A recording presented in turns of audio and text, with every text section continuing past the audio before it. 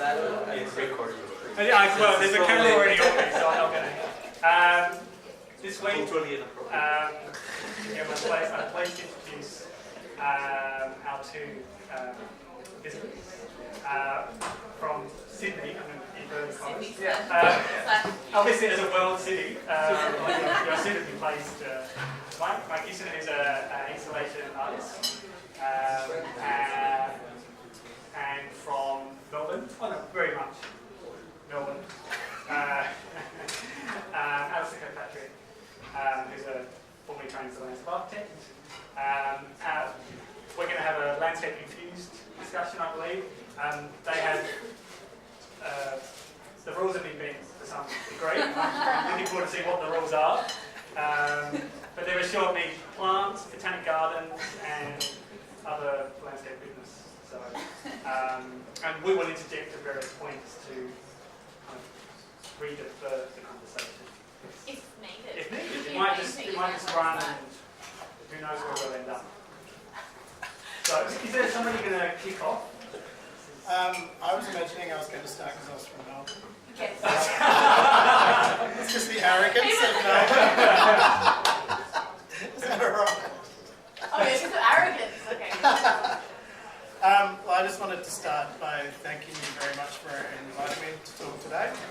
And the way that I interpreted the brief was that there's this premise that I'm in agreement with to a large degree, that over the last 20 years, Melbourne has gone down the decorative postmodern avenue as far as the built form's concerned, and Sydney's gone down much more the minimalist route. And so I saw this as an invitation for myself as the product of that school to kind of bring a new position from Melbourne as a landscape architect in response to that kind of and sitting adjacent to the kind of postmodern decorative position. So this is a kind of really rough synopsis of my position. So at a time of rapid population growth and escalating climate change, landscape architects need to let go of the idea of a pattern of narrative-generated landscapes. Instead, landscapes need to be designed to be highly resilient by distorting the current hierarchy of form generation by placing the needs of vegetation on top, rather than a post-production afterthought. Our educational institutes want to distance landscape architectural practice from horticulture and science and attach themselves instead to architecture. But in doing this, we lose our greatest dynamic material with which to design. And as New South Wales is in the grips of a really horrific drought that's been going on for a very long time, I decided to put Sydney Nolan's iconic photograph of the drought-stricken caliper tree that also inspired John Kelly's rather notorious sculpture that's located in the Docklands in Walden. So the first project that I wanted to talk about is under the kind of subheading of the Australian product. Project, not product. Freudian slip. Everything's become commercialised. So I wanted to talk about the Australian Botanical Gardens in Canberra and how, to me, this is a really successful and fascinating project, even though a lot of people wouldn't see it as being worthy of being called a landscape architectural project. The reason why I think it is so fascinating is you can see in this image here on the right-hand side that it's a dry sclerophyll forest dominated by Eucalyptus mellifera mellifera. The rainfall there is extremely low. You get into the -10s or 20s in winter and above 45 degrees commonly in summer. But through really clever and subtle manipulation of contours, terraforming and geomorphology, they've actually managed to create a subtropical rainforest without any kind of glass covering, without any artificial heating. And I think this is its kind of the most basic realisation of this idea, but this is a really exciting idea as landscape architects. If we have better systems knowledge, better understanding of how our landscapes function, especially as our landscapes and our climate are going to keep changing much more unpredictably, our weather's going to become more extreme, actually using these tools to generate design. So I've kind of broken the rules a bit here because I'm talking about two projects within one heading. Are we supposed to go one slide each? Thank you, Martin. They've changed it. Melbourne. No, we didn't change it. We dominate. You invented it. You invented it. This is our show. How's the format need to go? One slide, one slide, one slide, one No, slide. there's a conversation. What we I would like to be punching back straight I'm calling Guillermo right now. Yeah, I've got to do that. What I thought is that then there was like... No one knows. Yeah, okay. You continue. I want to hear about it. Oh no, let's keep going. I'm sick of that.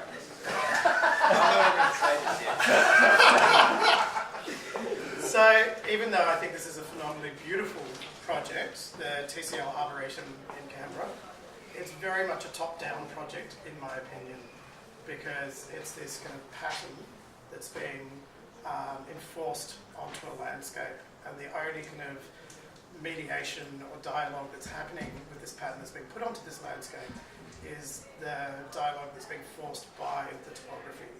But this is a landscape, it's an arboretum where the entire function of the landscape is to showcase trees and endangered trees from around the world. So this of all landscapes, I believe, the terraforming and the geomorphology should have actually had a much clearer dialogue with the actual biological needs of trees and actually manipulating the landscape to start being able to grow things outside their climatic zone. Yeah, that's more of the Sydney project as opposed to the. That's like maybe the Melbourne project, right? Well, they're both in Canberra. Oh, you mean like theoretically? Conceptually. Yeah, conceptually, One yes. is the modernist will make the landscape and put trees on top. The other one's a bit more, Yeah. you know, Yep. vague. Yes. Yeah. Yeah, so my first slide is Green Square. It's, I guess this is what we're promised, and this is my photo on the way from the airport. It's Green Square. So this kind of argument so far looks like it's, you know, the botanical gardens had a very convenient topography. They maybe used it really well, but in Green Square, where people actually want to live, you can't I mean, if you have enough money, you can build a green wall like across the road, but that kind of approach doesn't seem to. I mean, this is generally. I mean, this is kind of where things end up in the end. Those are nice, like starting projects, but this is kind of how it ends up, right? That's 5 slides. I suppose it all depends on the scale, doesn't it? You know, like, you are correct that in high density environments like the Zetland and Green Square, you know, those kind of engineering and architectural solutions to the idea of the green tokenism are in a way, you know, what you can do is very limited because of the space that you're working in, and it's a highly constructed environment. So I think it all depends. It's kind of, in a way, comparing apples and oranges though. Kind of large scale landscape projects to high density city environments. But aren't you kind of talking about cities? Talking about not just cities, because as a landscape architect, you're not restricted to designing just in cities. You're designing in peri-urban environments, cities and rural environments as well. So we kind of colluded. This is all fast to set up. Because the thing is I actually came up from Melbourne today also. Pretty much on the same flight. In fact, sitting next to each other. We're sitting next to each other. But there was an interesting topic that came up, which was Australia being the most urbanised country in the world. This is what Melbourne was saying anyway. Is that people are like basically living in the cities here. That's like where, I'm going to say, well, I'm Kiwi, but where we want to live is in cities. And then when you live in a city, you want to be, well, everyone just seems to be wanting to be close to the city. I mean, especially in Sydney, you want to be close to the water, because if you're not close to the water, why in Sydney? Yeah, you know one, exactly, yeah. And then so then we have to build things like Green Square, which is kind of, I never kind of got this kind of subdivision until I've sort of spent a bit of time living in New York. And it's just so so obscenely expensive and difficult to find a place to live. After a while, that you want to live in the brownstone. After a while, you just want some room that I can be in. I doesn't even need any green. I just want like a room that you can get in. So I kind of started to get this more like just build a box and then you can be inside it kind of thing. And that seems to be what drives development at the end of the day. Like most of the stuff being driven all in Melbourne and Sydney, it's all based on just getting people into a room. And, I mean, that's one of the funny things. I'm not an architect, so I trained as an engineer, and then I'm sort of doing public art, but kind of, I guess I missed the architecture part. But it seems like a friend made a comment to me a while ago that was, we try and like design these like really complicated computer-generated forms to live in, but just in daily life we struggle to just live in square rooms like that. So it's kind of, I don't know, there's kind of something great about Green Square that I think is like far better than the Botanical Gardens. Yeah, well, I mean, you can't live in the Botanical Gardens, can you? But I think, in a way, that the statistic that we were talking about, that Australia's most urbanised country in the world, is a distorted statistic because it's actually including all of the suburbs. So it's including that whole metropolitan area. And if you take Melbourne as like a case study, then the majority of people in Melbourne still live in relative low density environments. And the kind of post-war development of the Australian suburbs actually has a very beautiful egalitarian kind of history, because it was the first time that working class or lower class people, however you wanted to frame it in that time period, had the freedom of outdoor private space. The ideology of every building being single story, having your 1.8 metre paling fence, means that you could go out into your back garden, you could actually have some outdoor space with some clean air, you could grow some veggies, you could have some chooks. And that was like a wonderful ambition. So I think that even though this potentially could be the future, it's actually not the current reality for most Australians. It's pretty shitty, yeah. Very windy. Yeah, it's very windy, yeah, exactly. And I think given the choice, you know, like if you take Malcolm Turnbull and say, you know, do you want to give away your harbourfront property, or do you want to go and live in a box in Green Square? I mean, it's like you're saying yourself. I mean, I don't want to live in Green Square. Square. No, I don't want to either.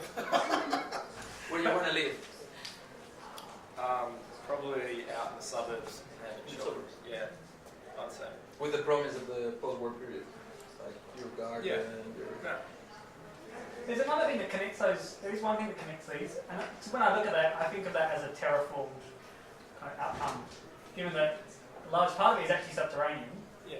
As a way, well, partly dealing with kind of the economics of that site, dealing with the realities of like the heat of that. You know, like I think that these projects share a lot more than is necessarily being led on. Can I just ask what the most so far? There's how many? You've had three debate sessions already. What has been the most interesting? What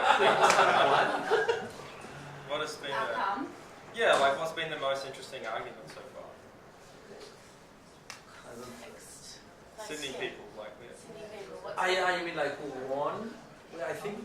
Yeah, but like You haven't been able to establish. It's always about, it's emerged to be about context. Yeah, the context of the two cities generating something in Like 1900, context. which is generating something different now. you're saying, like if there was a historical context that's. Well, that's how others presented it, as a bit of a historical thing about Melbourne. And there's a little bit of that keeping on going, but there's also a whole new context, and people are starting to look at context a lot more. But the other thing though is like, arguably this Green Square is a lot better than what Melbourne's producing at the moment. If you look at a lot of the tower development essentially. Yeah, it's Oh, amazing. Yeah, I mean, I'd much rather live in Green Square than I would in the CBD currently in Melbourne. Yeah. I mean, they're both overdeveloped. They're both trying to get people a place to live, really, but it's like pretty crappy. Like, I don't know, does anyone like Green Square as development? Or like Mascot, those kind of areas? So that's what I was asking, like, what do you like to look like? What's the problem that you identify? The problem is the housing that goes on the tower or the public space that surrounds I don't have around a problem with it. I think there's some, I mean, so again, I'm not an architect, and this has been something that I've been thinking about recently is, and these kind of developments are going all through Brooklyn at the moment, right? Like, there was the brownstone living, but everyone wants to live there, but it's like there's not enough natural light and you have to put one of those shitty air conditioning units in the window, and it's too expensive. And it's a long walk to the subway. So people are starting to build these things, and it changes the street dynamic and like the idea of community and like the block party thing. It is broken up by these kind of developments. And so, but I mean, I'm finding this tension of like wanting to have this Jane Jacobs street living kind of thing, and then also just going, I just want a place to live, like especially with air conditioning. So if you're trying to like go about a busy life, you just kind of want a bit of light coming in, and then to be cool. And that's like kind of that pragmatic approach, which I think developers are just like, architects can do their thing, and artists can whatever. But we're just going to get people these things. So I'm not sure. Like maybe I'd be open to living to Greensburg. If you'd asked me that 2 years ago, I'd be horrified. I think that like this does have a correlation to the position that I presented at the beginning. Can you go back to that previous render? Like architects and landscape architects are equally guilty of these fantasy renders. Like you look at this space and there's like godlike beams coming off this kind of cathedral. Rainforest though. Yes, but the rainforest. Yeah, the rainforest is like refracting light through leaves and creating oxygen and this. But they're both trying to sell an idea of comfort in a way, but it's different. But one's a photograph of Think the about your existing original condition. slide. Unreal. Think about your original slide. Rainsford I mean, definitely doesn't look like that. that's the fear, isn't it? You don't want to live in the brownstone because if the temperatures keep rising, it's going to get even hotter, and you want your glass block box. Yeah, but the thing is, it's like, when I was in Canberra and it was a 45-degree day, and I went down into that rainforest gully and it was 20 degrees Celsius. Oh, we don't live in the gully too.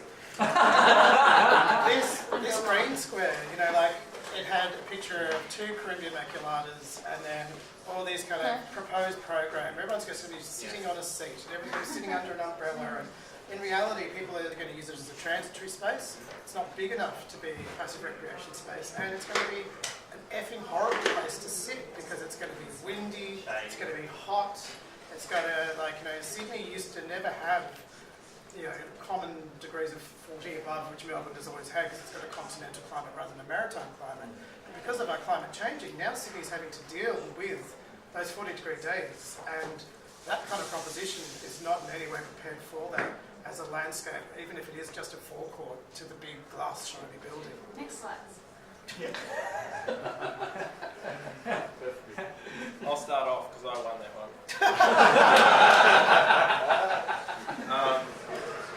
I want to talk about, so the category was first project, first works, and we couldn't figure out whether that was our own first work or someone else's first works or something. Technically it's been your own.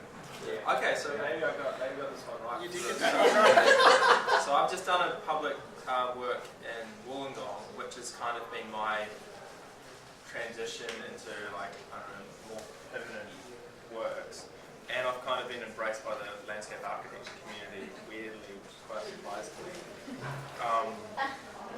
And so this was so people familiar with Wollongong, it's a city south of here. They just got a kind of a GAL recommendation to strip out the old 80s landscape architecture in the mall and make it sparse and break up the public space so that people couldn't congregate, and basically kind of became a bit of a channel. And so my response to this was, as an artist, was the beautiful landscape of the area is not being addressed here, and I should just slap it into the middle.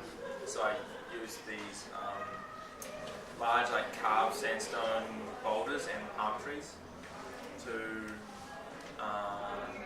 and this was me bringing the landscape into the wall. So it was a live liver stone or Australis strapped to the top of a lamppost, and a a seat on its side, again living, and these like sandstone blocks down the bottom, which are like, I call them forklift rocks, kind of like rent-a-rock, like kind of for landscape architects to use, quick and easy, and you can just plonk it in your plonk it in your terraform thing, and then I made a playground also, which is now becoming something that's really interesting to me, and I'm just starting to basically now kind of like a playground designer. I'm doing a project for City of Melbourne at the moment, unannounced yet, but it's a big playground, which is really interesting for me in terms of thinking about public space and how it's used and what one function is. And so these are just solid sandstone blocks, palm tree going through, and then kids have just really like taken to this sculpture. Can I say something? Yeah. So back to the framing of the Melbourne is what? Coming from a postmodernist tradition, Sydney is what? Bush school modernism. Like, I don't really know much about postmodernism. But I'm thinking like Martha Schwartz and those gardens that were emerging in the 70s and the 80s.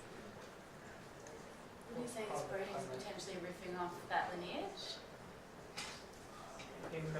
What's interesting as well, though, and that the use, particularly the objectification of vegetation in those early projects was incredibly pronounced. Yeah. And that's one, and for me that's the interesting connection between this image and the last one you were showing of the green square. And we got into a bit of a critique about the use of vegetation. So I'm kind of curious here because the purpose isn't like botanical, it's not necessarily... But it is botanical because if you hear about the provenance of the trees, okay, well, yes. but as an inversion, I think that's happened. This is, I guess this is like a kind of fairly irreverent way to use nature, but I guess my whole argument was this is what we're doing anyway. Yeah. We just dress up these ideas and like, oh yeah, we've got a nice valley and it's 20 degrees down there on a hot day, and like we have all these things about like we're doing nice things to nature and we're kind of riffing with what it does, and you kind of like, you want to design the nature next to the building that's going to, with its succession, either you plant the right kind of varieties and it'll eventually turn into a forest. I mean, that's like great stuff, I'm into that also. But sometimes like, so what? Like, what if you just put one up a pole? Like, the trees are like nature is amazing. Are they still alive? Yeah. Are they growing? So they'll grow for the next 25 years. It still looks like this. Had some pretty strong winds in August. Yeah. But yeah, like, so there's a full design. I mean, it looks really lazy, though. That's the whole thing. It's like, it's meant to look silly. Well, yeah. But it doesn't look lazy, though. That's the key. Well, like, it looks casual, maybe. And to a lot of the locals, it's very lazy, because they actually think I did just strap a tree up there. They do, and they're just like, when are you going to plant it? Just plant it, I mean. I don't have a counter-argument for Mike's project. I love this project, but I think I want to touch on something that Mike said, though, because no self-respecting landscape architects ever thinks that they're creating nature. And the whole problem with this rainforest gully in Canberra is it's too subtle for most people to appreciate that it's an artifice and it's very heavily designed.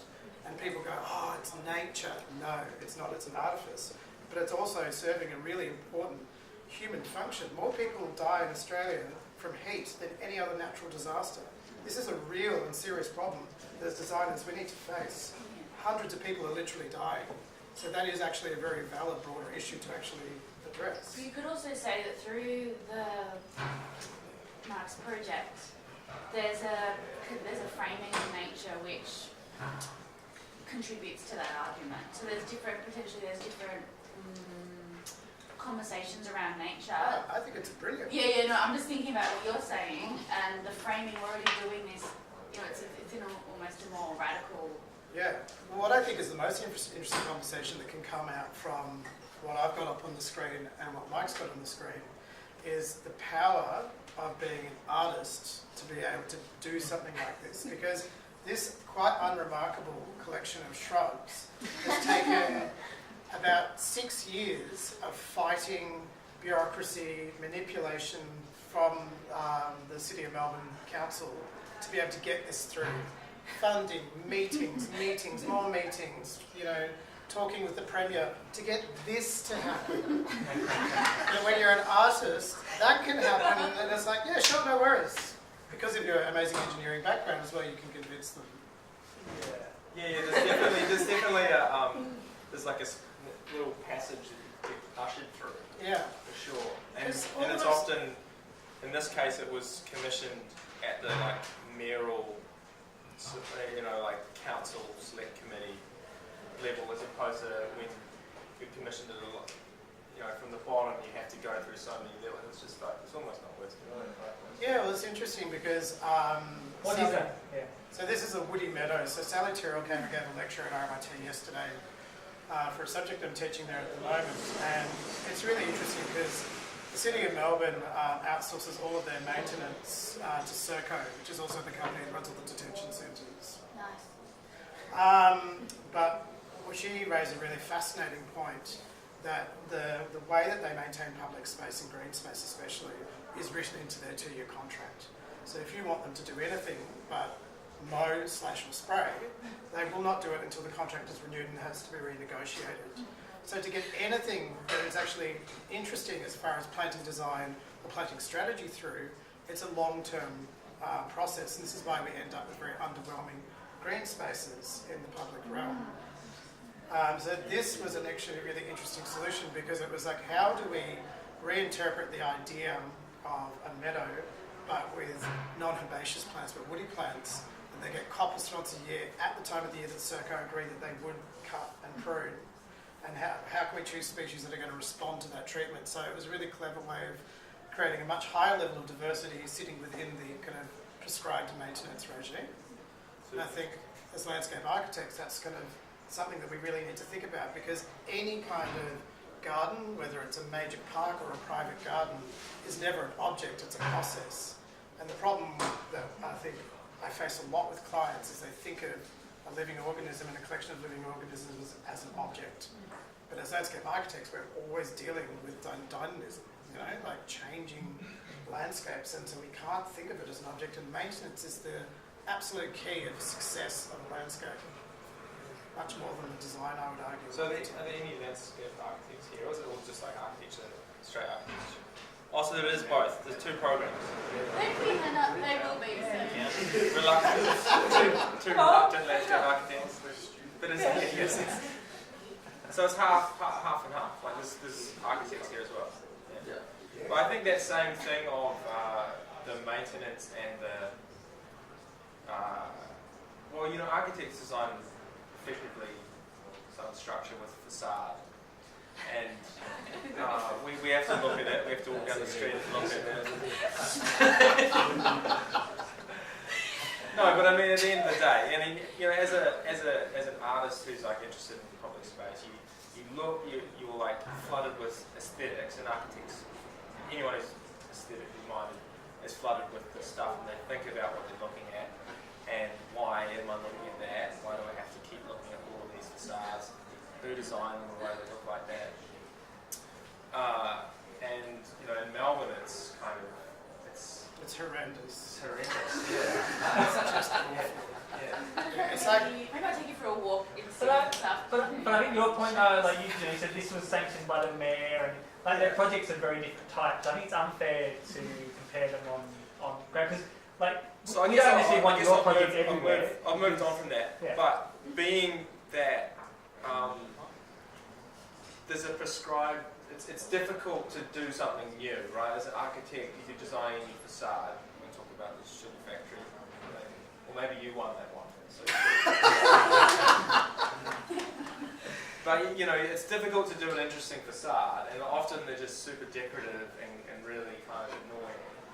But there is that regulatory side of things which does slow things down and limit the possibilities, and often with probably less so maybe with architecture, it's more maybe the budget is what constrained that the developer wants more of a green square. That's the kind of thing. it's also too the hierarchy of the different disciplines. You know, like my practice is quite small, but we won a fee proposal to do the landscape redesign around Frankston Hospital Educational Wing, which is the Lions project. So we were involved in all the meetings, and so drive down to Frankston and there'd be the engineer, there's the architect, there's the hospital maintenance people. The hospital maintenance people got the final say in nearly every aspect of the landscape because they were the ones going to be maintaining it. But not only does that, when I turned up, the architect said, oh, here's the landscaper. So there's a huge issue with the nomenclature with our profession, you know, because yeah, anyone who's studying landscape architecture, you tell your family and friends and they go, oh, I like Jamie Dury, or, you know, like, I dug a hole once, you know, how hard can it be? And you're like, oh my God. But that doesn't stop when you go into practice, you know, like, I had a meeting with, like, you know, one of the biggest architecture firms in Melbourne that, you know, consistently engage landscape architects on major projects, and they still get called a landscaper. And I'm not deriding the profession of landscaping because it's a highly skilled profession. It's just a different profession. You know, in that sense, the project of your project, you consider that landscape architecture? Because I will look at it and no, I see that as art. yeah. No. 100%. Why? Yeah, I agree with that. I mean, I think it's basically a series of operations that have to do with art and found objects, but. But I think, and this is where I go back to my original premise, is that Mike has really effectively used an iconic, you know, Livingstonia australis, because that's a tree that's famous in the Illawarra, and distorted that and brought it as a material, just like the sandstone in the artwork. Whereas as landscape architects, we're so terrified of using vegetation as a material because we're always trying to push ourselves. We're not landscapers, we're not horticulturalists, you know. We're just as good as the architects, even though we're always at the bottom of the pecking heap in every single situation. And it's like, the architects come in and the engineers come in and they go, make it green. And you're like, you've left a 200 mil gap to make it green because there's no room to leave it green. You know, like, we need to go to the kind of Dutch model, you know, where it's like you think of the landscape as a whole and we all work collaboratively to get the best outcome. So you're actually creating a proper relationship, because the thing about those green things out there is they're alive. They have very different requirements to a building. So, but and Mike, do you consider this thing art and landscape? I mean, because I think it's a big statement about your project. Yeah, I mean, I wanted it to have a function, and that's often what public art's not really meant to do. It's not meant to have a civic function. Like, this is the city square. Like, it is kind of an identity-forming icon for the city, but it also, you know, it's also seats, and people sit on it, and the playground functions. There's a photo on the block. Well, yeah, I mean, art you're not supposed to touch normally. So. Yeah, and I wanted it to be something that's quite, like, you can sit on it, seagulls can pill on it, kind of, it's like, you know, it's just functional, like I saw it as furniture, so to answer your question, I saw it as that. Put it another way. It's also spatial, isn't it? Yeah. It's spatial, which is like right in the domain of landscape architecture. Yeah. And with this corner here, I actually cut this corner. I can probably show you in a different photo. Down here, there's a cafe that was like spewing out into this square, and it kind of annoyed me. And it was a daggy cafe, so part of my proposal was to put the rocks through the corner of his cafe and give him that tiny little bit on the diagonal. But it actually stopped him from. I guess that's what landscape architects would do, right? It's like trying to discipline people. Yeah, landscape architecture is spatial strategies to inform social, political, cultural flows. You know, like outside. What am I getting this from? You know, and I think that's where art is potentially. It's not about strategies to necessarily in the public realm. I think it has different. I think this is so generalised because there's art practices that we deal with, so it's kind of an issue. I just don't know if it's that useful. And what do we gain by calling it landscape? I mean, I'll be interested to know though whether was there a point when you ever intentionally referred to it as a piece of landscape architecture? In order to What do you mean? Like, oh yeah. was it ever useful to call it? Yeah. And absolutely. But when in New York, you can't have permanent public art in public space, but you can have landscape architecture. So for that reason, I just call it landscape architecture. So you can then sneak something into the public space that you're viewing as an artwork. But that's just what I'm into. I'm into the peripheral of the artwork. That's a really interesting point again, because once again, it's that thing in Australia, you have to call it art to get it through. And then in New York, you need to call it landscape art. But also that speaks to the American tradition and the status of landscape architecture as a whole thing. It's not just about that dichotomy between Yeah, that's art true. and yeah, I mean, It's a big deal over yes, there. yeah. I mean, Actually. people know what a landscape architect is. Yeah. There's a well, Absolutely. well, yeah, I mean, Next slide. Next slide. I mean, we've been arguing about landscape architect, the name landscape for 200 years, haven't we? Do you want to go next or shall I go? No, you go. So this is under the subheading of international projects.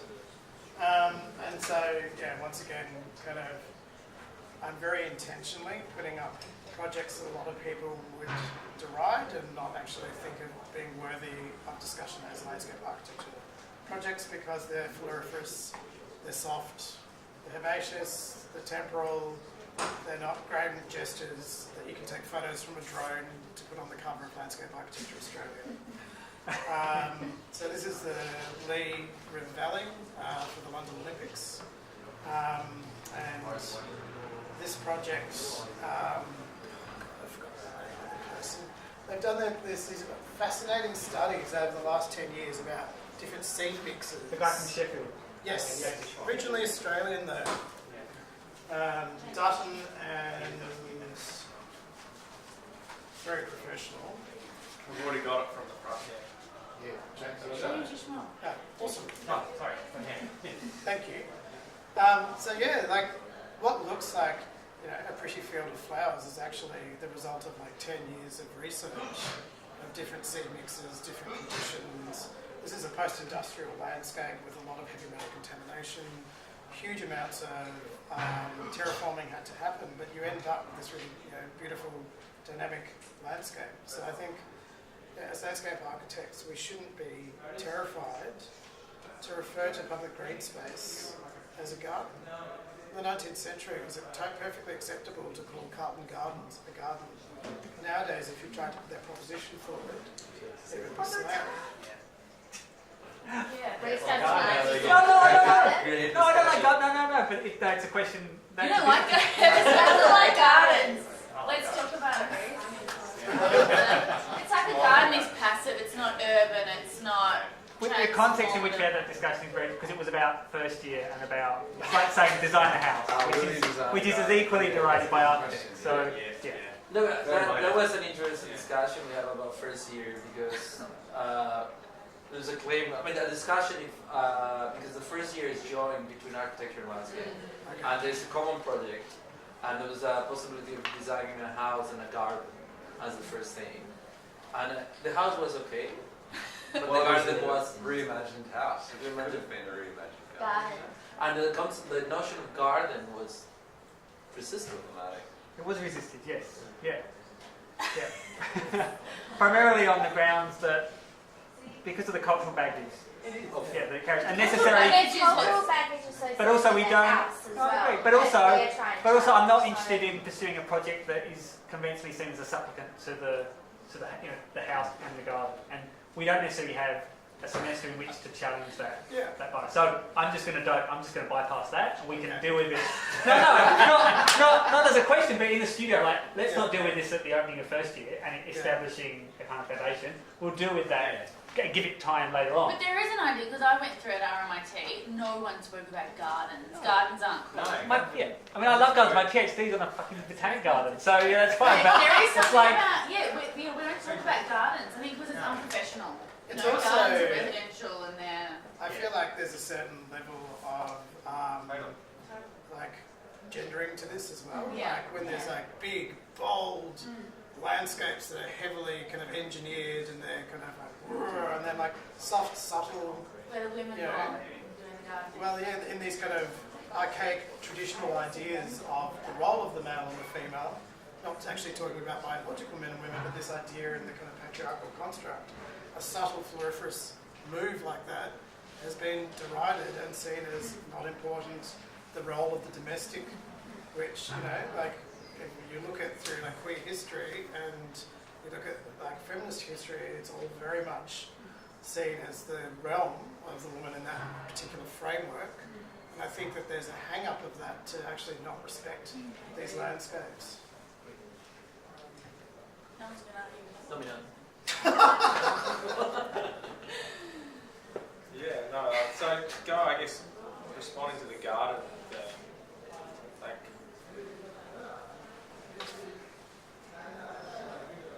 like, when you say garden, I mean, I'm not, again, well versed in landscape architecture. Are you talking like trim the roses through the hedge? Is that, or is this, okay, they're considering this a garden? I mean, this is like a This is 12 landscape mile. architecture project. This is a 12-mile long valley which holds Olympic stadiums, huge amounts of hardscape. But the kind of point I'm trying to get across, potentially quite inarticulately, is that if you take Carlton Gardens, it hosts an exhibition centre, a museum.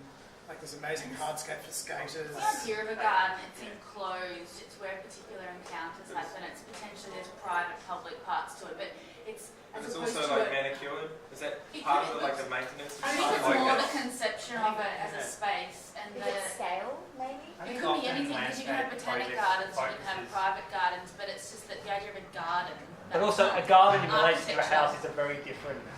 Although it's still that building relationship that you're talking about is still present, but it's a very different animal to the kind of. Then it becomes It's But different. this looks like no one has to really maintain it. I'm assuming a garden you have to like Probably does take manicure it. There's all different levels of maintenance, but I think it's more the nomenclature. Like by calling it a garden, it's giving value to the vegetation within that space, even though the space is also working for program circulation, public events. It's also the professionalism of the discipline. So basically, you've got the Renaissance garden, the medieval garden, the picturesque, these sort of huge garden movements, the gardenesque, and that's what they're garden movements. And you have public gardens. And then all of a sudden, we become a profession, and we ditch the word garden because it's not urban and it's not. And we're producing like year after year of landscape architecture graduates that have no plant knowledge at all, except for Corymbia maculata. And then that is actually manifesting in our public spaces. Just like you were talking about, we all have to suffer the facades of architects. We also have to suffer the horrendous plant choices of landscape architects. I used to live in Fitzroy, next to this little park. It was actually belonged to the Housing Commission people, I don't know what the department's called. And so they handed it over to Yarra Council, and Yarra Council said, oh, we're going to get a landscape architect in and we're going to make this park fantastic. The residents got wind of that and made this massive petition to save the park from the landscape architect. Because it was green grass with 3 trees and everyone loved it, and they won. They were like, thank God we saved this from the landscape architect. Is that what we want as a profession? That's a great story. I feel like that's the whole discussion in one sentence. I don't know if it how much time we got.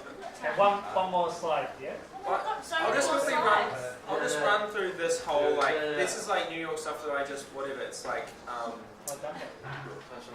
it's like same as Chippendale, right? Like it's someone wants to live here. This old industrial thing. Developers fight for it.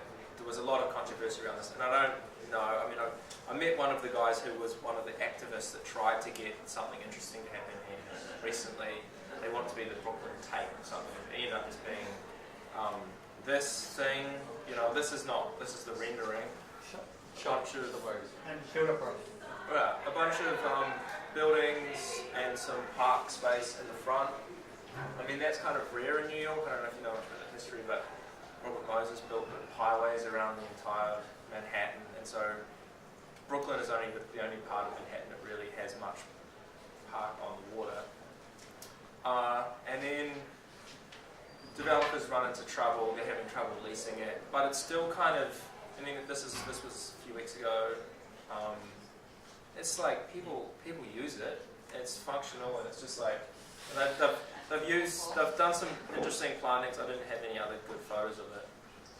So they're doing some more research on different kind of varieties. But in the end, it's artificial grass, volleyball court, and I had there's a photo of the playground that I didn't put in, and a bad, not very interesting playground. But the whole thing worked. It's filled with people. The public don't seem to be too worried about the fact that it's a kind of disappointing project. And this is kind of this tension that we're I feel like, and the other on there is the playground thing. It just looks like it's like someone did it SketchUp. Maybe the people who chose the plants were really well researched, and it seems like an interesting planting choice. But people love it. It really works really well. And then there's this other side of things, which is the Hudson Yards. You know about this? This is the kind of near the Trump Tower alley, just above meatpacking. It's being built at the moment. Huge development, like a $30 billion extending the subway.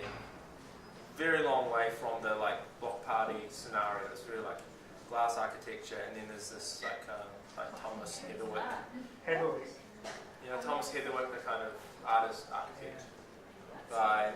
It's a very Sydney thing. You wouldn't find this in Melbourne. What does it do? It doesn't do anything, it's just It's a just thing. like, it's just a you are the architecture kind of thing. Like, you know, you can view each other walking up, and you can see the thing.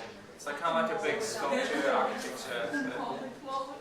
So in a way, like, But this is all part of just selling the glass architecture. It's just like, again, like landscape architect probably got hired to put some colour in there, raise and drop some levels, and then he got brought in to make some centerpiece.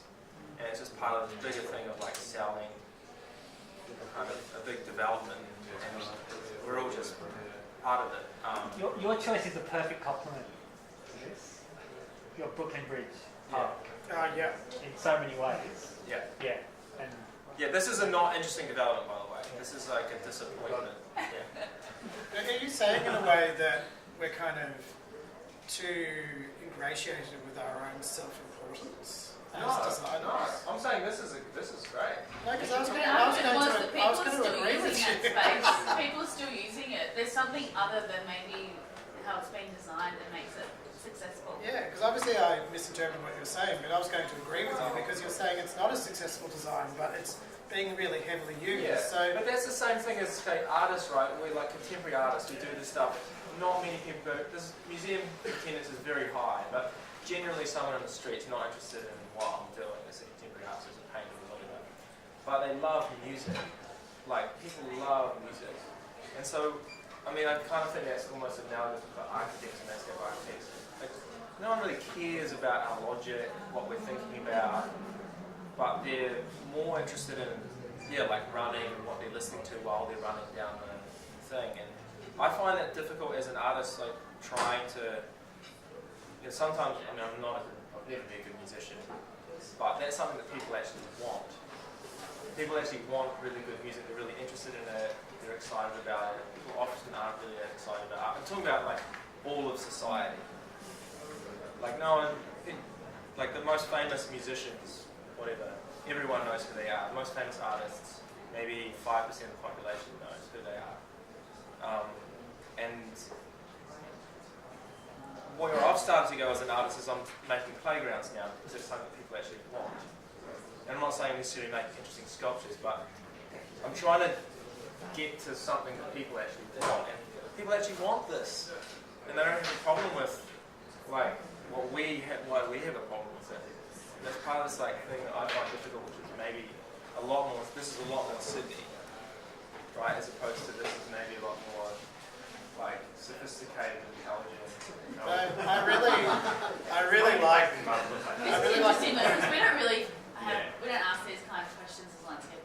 Yeah, and I really like the point the that logic you is that it's correct. And It's like South Bank. It's like, it was redeveloped in the 1990s from a post-industrial landscape out in the sweet factory, and it's very kind of linear, bluestone.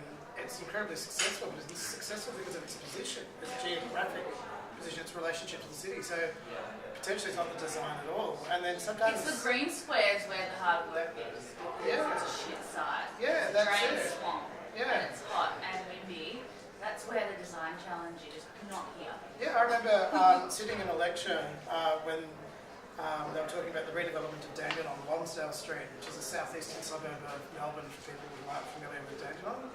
And it's, in my opinion, just my opinion, it's beautiful. It's a fantastic project. But the outrageous claim from the design team was that there was a lot of problem with violent crime in that area. It was a lower socioeconomic area, and they were saying that the design was going to solve that issue.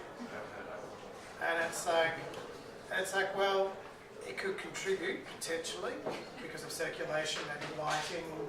You know, I'm sure there are procedures put into place, but the kind of idea that, you know, design can radically change the social situation is problematic, because it's that whole kind of like.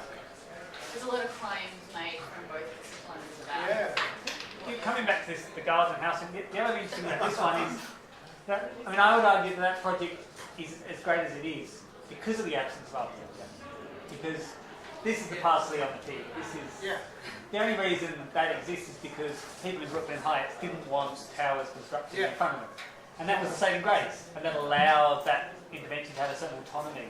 Yeah. And but there. I mean, and we can. It's heavily tired in. You know, it's a pastiche of Upstead, but I can enjoy it for that because I will contest your claim about these two things are gardens in a way they are completely connected to domestic space, and they exist because they were paid by houses. Yeah, but I'm actually just talking about pragmatically their relationship to build architecture. This one, in this case, existing building primarily, in terms of everything from Brooklyn Heights back. Whereas this one actually, this is a new development around which landscape has been introduced. They had very different. I agree with what you're saying, but this is like a landscape-led project, and this is an architecture-led project. Exactly. The landscape Yeah. is a bit of fluff around it as well. Well, maybe. I mean, I think it's a really subtle difference. I think that one is better designed. That's the main thing, because both of them are basically real estate driven, and they're basically offsets even to real estate that they're actually building buildings. They are building. they are building. The real estate pays for that thing. Yeah. But the nature of the footprint of the project itself is what I'm interested in terms that, of. That one is basically reusing existing platforms from the wall. Right? Yeah. And here there is actually some extension of the whole infrastructure. I think it's basically there that they hire better designers because there was more money. No, well, they're Literally. arguably they're a designer of a similar caliber. They're the two kind of premier American.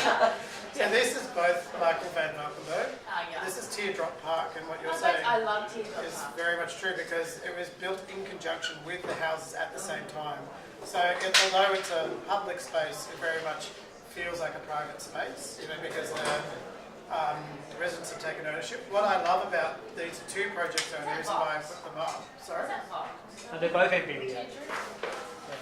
What I love about it is what we couldn't get away with in Australia. Like, you couldn't get the steepness of that slope in Australia. No way. Like, you just wouldn't be able to get it done. And then this wild kind of successional ecology weedscape, which actually allows, like, you know, these urban dwellers that live in boxes in the sky to actually get stinging nettles or poison ivy, or, like, you know, have fall off the log. You know, like, I just think that's where we need to kind of push, because, you know, Phil Edwards is one of my heroes who worked at Melbourne Water for many, many years, and he was pushing for what is it of urban design to be a thing. No one was interested. It became legislation. Now, every new housing development in Melbourne has to have WSUD. And the only way we're going to change these kind of, you know, limitations to our practice as landscape architects is actually through policy change. I've heard that. And how do we do that? Well, we need to be advocates. It's like, you know, maybe we go straight to the media. Maybe we kind of, like you were saying, everyone knows famous musicians, but they don't know famous artists. They even less know famous landscape architects. Maybe we need to think about advocacy and actually making people know who we are, what we can do, making people aware of these issues. And you know what, we would normally advocate for ourselves in relation to the dead horse, but really it's these other less, it's not necessarily, I mean, it's within the paradigm of climate change. Yeah. Yeah, like there's the example of the people protesting against that park being done by landscape architects. It's because of the restrictions of landscape architects have. It's not the landscape architects' fault. They have to sit within this paradigm. So, We need to. Can I say? Yeah, no, I want to go back to the question of gardening as a, gardening. There's nothing wrong with gardening. Garden, not like the garden, There's nothing wrong with as a kind of a relationship between the domestic and the green space. Because what is common for me in all these things is actually for the real estate or the economic operation, there's a linkage between the condo and the green space. There is, it's economy, it's maintenance, everything is absolutely linked. The other thing that I think links these two things is that these are gardens that have incredible, intense public use. Right? These are not, and you show these images of the rainforest that are fantastically kind of utopic in a way. But if you have the amount of people that go through any of these spaces, I don't think it will survive in a way. And I wonder how some of the questions about this design are operating there. It's true that those spaces look nasty, the ones you show, like with volleyball courts and things. Basically, getting maybe 3 million people passing by through the summer there. How do you actually produce a landscape that is resilient? Is a question, because resilient is not anymore a question about how the different species will survive in a beautiful trench that goes 2 kilometers long. It's how these things will survive when you have 1,000 people literally stepping on the flowers every day. Right? Like that is and some of these images, especially the ones around Brooklyn Bridge and all these things, they get, the logic is about how these things are going to survive. I mean, imagine the volume of people walking through Lee Valley to get to the Olympics. Like the Rainforest Gully in Canberra Pacific Gardens is the fourth most popular tourist attraction in Canberra. Like there literally are hundreds of thousands of people walking through that landscape. The argument at the beginning was that we are the most urbanised country on earth. Is that right? Should be suburbanised. Suburbanised. Yeah. So yeah, like you show the landscape that it's atmospheric, it's responsive, it produces its own atmosphere. Yeah. That's the kind of thing that needs to be happening in Green Square. Yeah, exactly. I think because we've devalued horticultural knowledge, systems knowledge, geology, soil science so much as a practice and a discipline, then we've lost the art of designing with those as tools. Like the only kind of premise that I want to put forward is that this is a really missed opportunity for us as landscape architects to actually use these, and not just using paving and concrete and then vegetation. I think what it was scared, this concrete, so like it's static, everybody can vouch for it and say, yeah, 15 years is going to be here. With planting, everyone's a little bit It's because the maintenance thing. Maintenance is expensive. They can't guarantee that this cloud's going to go on the site. Yeah. That, or is it on purpose? You want on day one have beautiful photos. Well, that's true as well. That's true as well. Yeah. People won't want to move into Green Square if you don't have the free. Yeah. Well, clients want that too. Yeah. Yeah. Thank you. Right, Thank you who so won? much. Who That's won? great. Who won? Thanks for letting me. Landscape fun. Thank you. Fun. Don't call it a Maybe we'll do a gardening. Don't Yeah. be through that. That's it.